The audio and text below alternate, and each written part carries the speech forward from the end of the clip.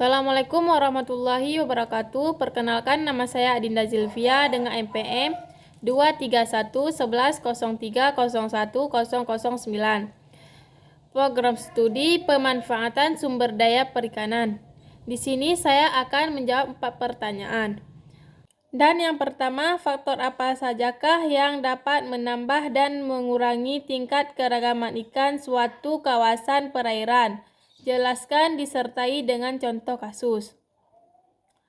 Tingkat keragaman ikan di suatu kawasan perairan dapat dipengaruhi oleh beberapa faktor. Pertama, faktor lingkungan.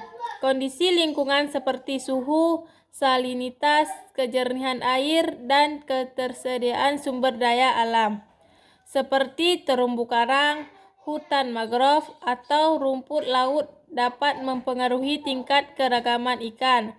Misalnya, jika terumbu karang yang menjadi tempat hidup dan berkembang biak ikan rusak atau tercemar, maka tingkat keragaman ikan di kawasan tersebut dapat menurun. Kedua, faktor migrasi. Kemampuan ikan untuk bermigrasi antara berbagai habitat perairan juga dapat mempengaruhi tingkat keragaman. Kedua, faktor migrasi. Kemampuan ikan untuk bermigrasi antara berbagai habitat perairan juga dapat mempengaruhi tingkat keragaman ikan. Jika ikan memiliki akses yang terbatas ke habitat yang berbeda, maka tingkat keragaman ikan dapat menurun. Ketiga, faktor kompetisi dan predasi. Interaksi antara spesies ikan termasuk kompetisi untuk sumber daya dan predasi juga dapat mempengaruhi tingkat keragaman ikan. Jika spesies ikan yang dominan menguasai sumber daya dan mangsa spesies lain secara berlebihan, maka tingkat keragaman ikan dapat menurun. Contoh kasusnya, di suatu kawasan perairan, sebelum memiliki terumbu karang yang subur dan beragam, aktivitas penangkapan ikan yang berlebihan dan pencemaran perairan oleh limbah industri telah merusak terumbu karang dan mengurangi kualitas air. Akibatnya, beberapa spesies ikan yang bergantung pada terumbu karang tersebut berbagai tempat hidup dan berkembang biak mengalami penurunan populasi. Tingkat keragaman ikan ini kawasan tersebut menurun karena beberapa spesies ikan telah menghilang atau terancam punah. Dan yang kedua, mungkinkah perubahan cara makan mempengaruhi sifat genetik dari spesies ikan? Jelaskan sertai contoh kasus. Perubahan cara makan dapat mempengaruhi sifat genetik dari spesies ikan melalui seleksi alam.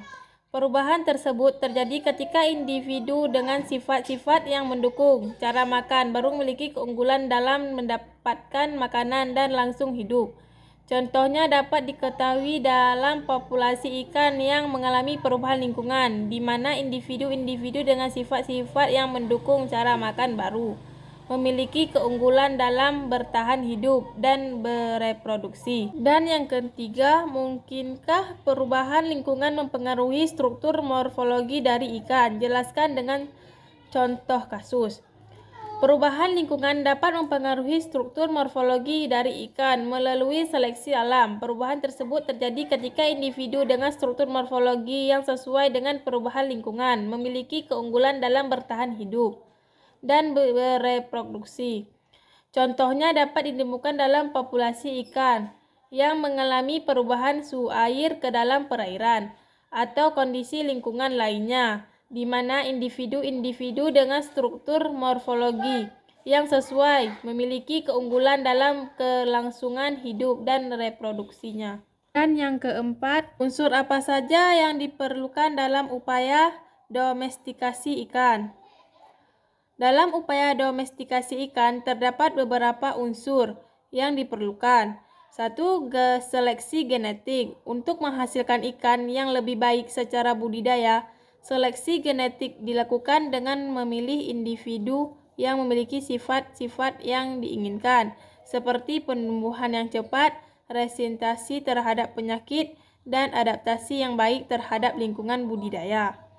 Kedua, pemilihan induk. Pemilihan induk yang berkualitas sangat penting dalam domestikasi ikan. Induk yang dipilih harus memiliki sifat-sifat yang diinginkan dan mampu mentransmisikan sifat-sifat tersebut kepada keturunannya.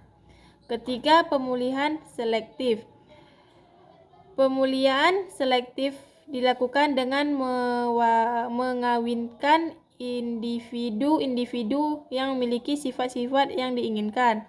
Dengan melakukan pemulihan selektif secara berkelanjutan, sifat-sifat yang diinginkan dapat ditingkatkan dari generasi ke generasi. Sekian dari saya. Kalau ada kurang, saya minta maaf. Assalamualaikum warahmatullahi wabarakatuh.